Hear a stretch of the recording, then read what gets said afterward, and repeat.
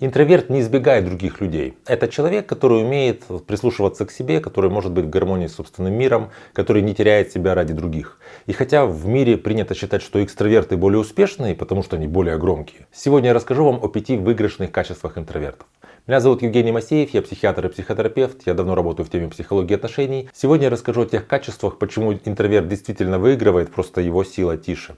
Если вам эта тема интересна, ставьте лайк под видео, подписывайтесь на мой канал, и мы с вами начинаем. Первое преимущество интроверта — это то, что интроверты более автономны. Дело в том, что когда экстраверт оказывается в какой-то компании, общаясь с другими людьми, он получает социальную саморегуляцию, у него повышается настроение, он как-то сверяется с другими людьми, и потом после вечеринки, после какого-то, не знаю, там конференции, после какого-то движа, он может находиться один, и он потихонечку пользуется тем ресурсом, который он накопил во время общения. У интроверта ситуация другая. Когда интроверт оказывается в шумной компании, из-за того, что у интровертов повышенная эмоциональная такая чувствительность, он быстро перегружается и информационно, и эмоционально. То есть он очень внимательно ко всем относится, он внимательно все слушает и впитывает, быстро перегружается. И часто интроверты, например, раньше уходят с вечеринки, или они раньше уходят с конференции. Но зато у интроверта есть такая штука, что когда он оказался дома один, часто он вдохновляется этим предыдущим общением, и он может дальше уже как-то размышлять, чего-нибудь там придумывать, у него рождаются какие-то идеи. В этом смысле интроверт, конечно, более устойчив, более автономен. То есть в моменты какого-то кризиса интроверту для того, чтобы привести себя в порядок, нужен какой-то уголок, где он может просто побыть собой. Экстраверт идет к каким-то людям, ему важно с кем-то обсудить какие-то новости, пожаловаться на что-то, ему важно как-то социально раскрутить, перемолоть. Второе преимущество интроверта открывается в ситуации, когда необходима какая-то вдумчивость и выверенность. Дело в том, что интроверт, он слушает и понимает, тогда как экстраверт, он говорит и действует.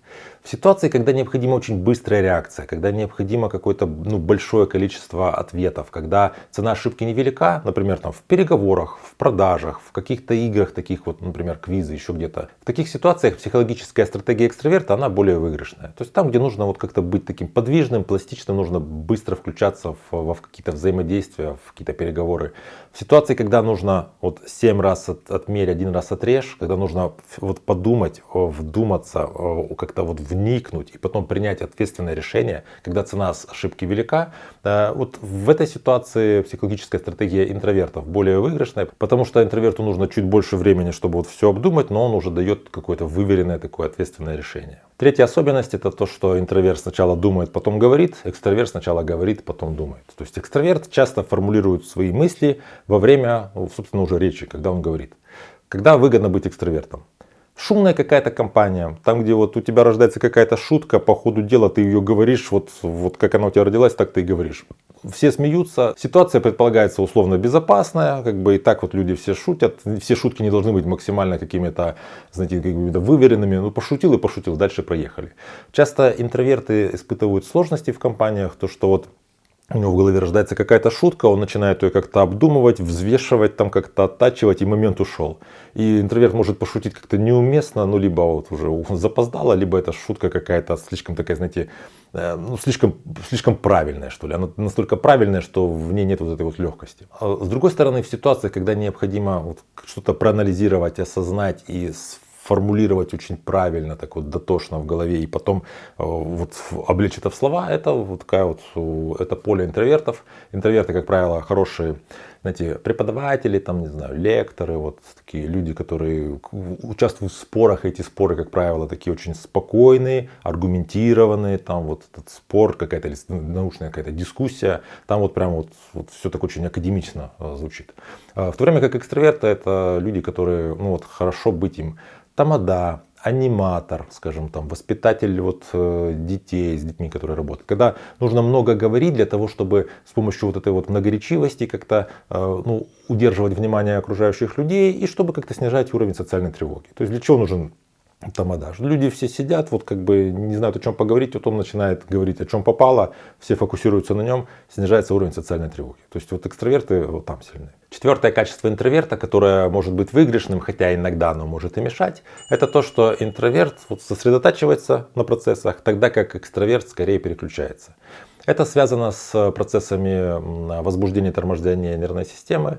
Грубо говоря, интроверты, у них преобладает торможение. То есть вот когда интроверт занимается каким-то процессом, он увлекся, и вот он в этом процессе находится, и он не переключается. Тогда как экстраверт легко переключается на какие-то внешние новые стимулы. А в современном мире взрослым людям важно сохранять концентрацию, потому что мы живем в мире, где стимулов очень много. То есть то, как люди жили там 100 лет назад, там, или не знаю, 1000 лет назад, столько стимулов не было. Сейчас постоянно нас что-то отвлекает, важно уметь сфокусировать концентрацию.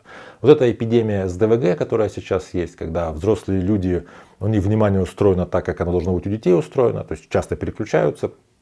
Это, опять же, говорит о том, что сейчас внешняя среда, сейчас наш мир, который мы сами себе выстроили, такой вот социальный, он нас слишком отвлекает. Поэтому быть интровертом в современном мире в принципе более выигрышно, потому что интроверт таки может, он как-то занялся каким-то процессом, увлекся и не отвлекается. Он занялся каким-то проектом, он держится за этот проект. Или он сел читать книгу, ему пришло 5 сообщений, еще чего-то, он не отвлекается, а продолжает читать книгу. Экстраверту с этим делом сложнее. Минус, с которым сталкиваются интроверты иногда, это, например, самый распространенный интроверт не может просто взять, закрыть книжку и пойти гулять. Или закрыть компьютер и пойти, не знаю, немножко отдохнуть. Потому что он включился в процесс, ему из этого процесса вышагнуться сложнее, чем экстраверту. Пятое качество интроверта, которое, как по мне, оно выигрышное, хотя со мной, наверное, могут поспорить, это то, что интроверт выбирает людей, тогда как экстраверт людей собирает.